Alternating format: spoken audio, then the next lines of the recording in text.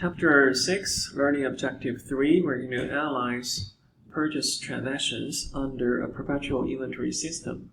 So we're going to look at examples here. Some of the things we're going to look at inventory purchases, transportation costs, which should be included as part of the inventory in its cost, purchase returns and allowances, and purchase discounts. We're also going to record inventory transactions in the inventory account. We're going to look at some of the journal entries for this.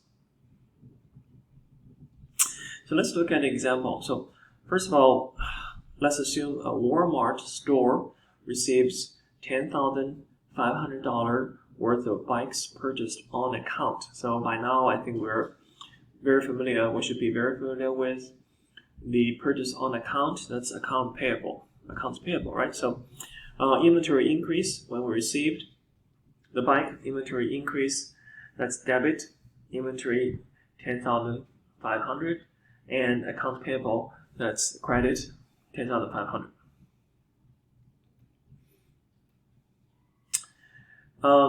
In the second transaction, Walmart pays $200 cash to a tractor who delivers the $10,500 worth of bikes to one of the stores. So, as I just mentioned, the concept, all the costs occurred during the process of get the inventory ready to be sold is considered part of the cost of the inventory. So here we're going to increase inventory or debit inventory by 200, credit cash paid out 200. So debit inventory 200, credit cash 200.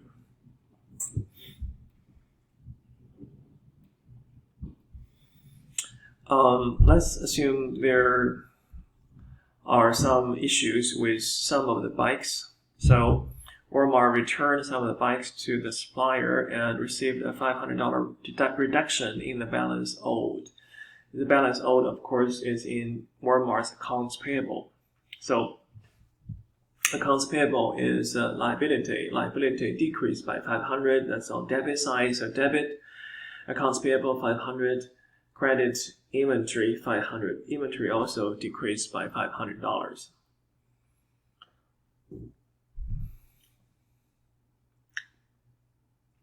So here, I want to spend some time to look at the concept of purchase discounts, which have long been, commercial or business tradition. So if you see this expression, 2/30 and /60, you need to know what does it mean. What does it mean is the supplier, or alternatively, if we're selling stuff, will give the customer 60-day maximum credit period to pay the accounts payable.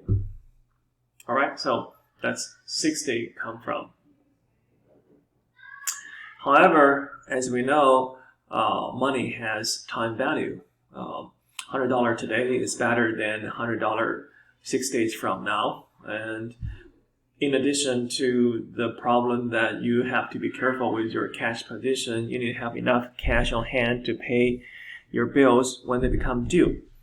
So as a result, the seller will give the buyer, oftentimes it's between business and business, some cash incentive or cash discount percentage. So the 2/30 means if the accounts payable is paid within 30 days.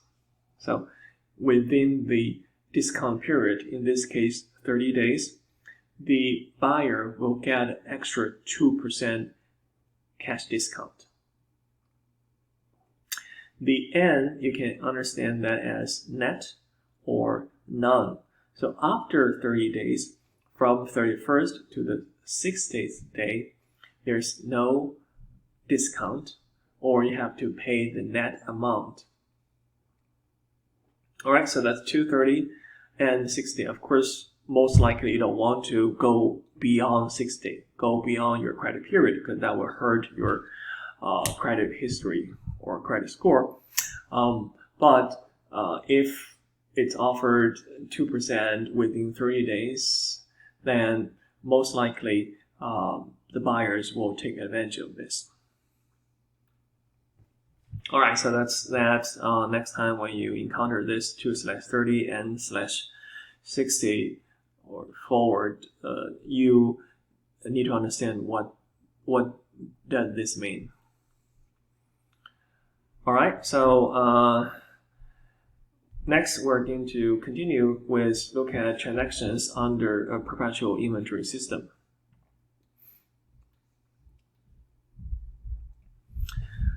Recording inventory sales, merchandisers record revenue when they fulfill their performance obligations. Remember, that's the definition of revenue recognition that we have learned before. When the merchandiser transfer the control of goods to customer either for cash or on credit. So you may ask, okay, so what is control of goods? We're not going to go into all the nitty-gritty details of that, but just a concept we want to mention, the control of goods. Traditionally, there have been different arrangements, so here we need to know two kinds of them. The first one is FOB, or free on board, which FOB stands for free on board. FOB shipping point, the sale is recorded when the goods leave the seller's shipping department. So basically, at the shipping point, the control of goods is transferred to the buyer. So, which comes naturally the next question, that is, who had the control of the goods when it's in transition or in transportation? In this case, it will be the buyer, right? Because seller's responsibility and seller's control of goods have been transferred to the buyer at the point when the goods leaves the seller's shipping department. So what happened during the transportation totally is the buyer's responsibility. On the other hand, FOB destination, the sale is recorded when the goods reach the destination at the customer's place. So in this case, during the transportation, the seller will still have the control of goods and or the title to the goods. So those are the differences between FOB shipping point and FOB destination. All right, so next we're going to look at, because in the previous chapters when we look at recognizing revenue, we only look at the revenue side, and I mentioned there's also the cost side. So here, for example, if Walmart sold a bike worth $400, so obviously it has to recognize revenue by doing, let's say, customer paid cash, debit cash 400, credit sales revenue 400. On the other hand, Walmart also needs to recognize the cost of the goods or the inventory that was sold to the customer. So debit cost of goods sold because expense increase, that's on debit side, and then inventory decrease, credit inventory 350. So you can visualize this as the goods is transferred from inventory to the customer. So from part of inventory become part of the cost of goods sold expense. So that's two parts. We recognize revenue. We also recognize the cost.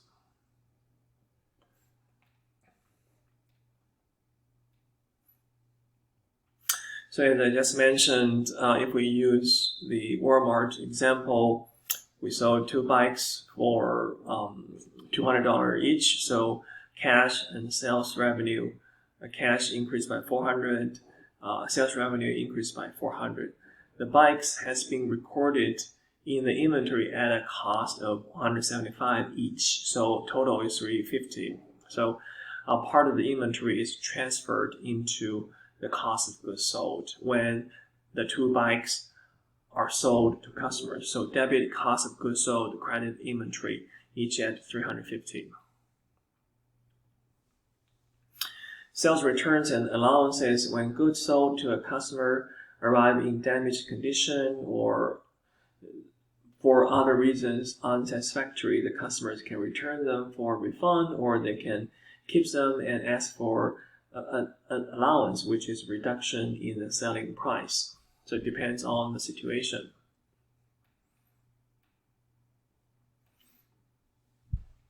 So let's say in this case, one of the customers returned one bike to Walmart for whatever reason, and so we're going to do the reverse, right? We return the $200 cash to customer. We also reduce the sales revenue by 200. So that's debit sales revenue 200, credit cash 200. We also put the bike back into the inventory. So inventory increased by 175, which is the cost of the bike, and cost of goods sold decreased by 175. So that's debit inventory 175, credit cost of goods sold 175.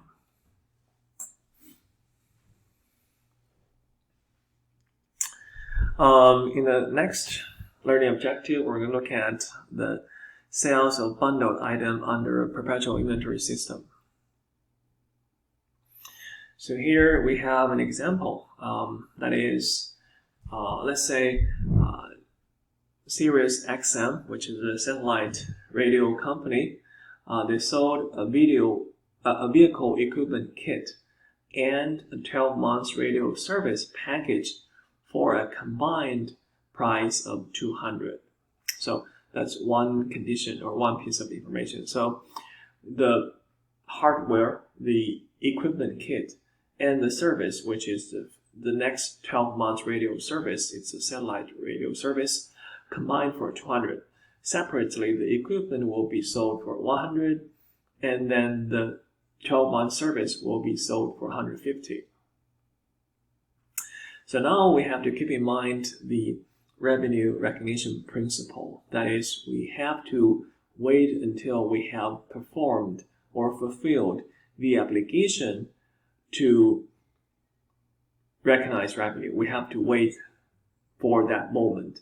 So as you realize, here we have a situation, kind of a situation, because when the customer drive away the car with equipment in it, we have fulfilled the equipment part. However, the 12-month radio service has not happened yet. It has to happen month by month as time goes by.